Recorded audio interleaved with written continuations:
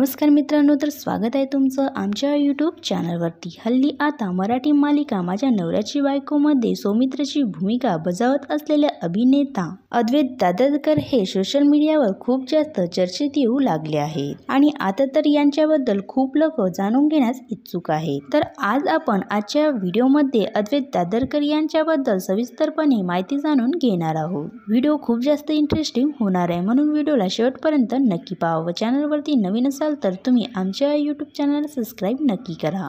यांचे पूर्ण नाव अद्वैत दादरकर असे आहे। सांगायचं झाले यांच्या प्रोफेशन बद्दल तर प्रोफेशनने हे एक अभिनेता आहे। अद्वैत दादरकर हे एक भारतीय मराठी दूरचित्रवाणीवरील लेखक सुद्धा आहेत। सांगायचे झाले तर अद्वैत दादरकर यांनी दिग्दर्शक म्हणून आपल्या करिअरची सुरुवात केली। 2008 मध्ये यांनी जावई माझा मला या चित्रपटाचे दिग्दर्शक केले। त्यानंतर यांनी 2011 मध्ये शुभम करोती या मराठी मालिकेमध्ये संशकाची भूमिका साकारली होती।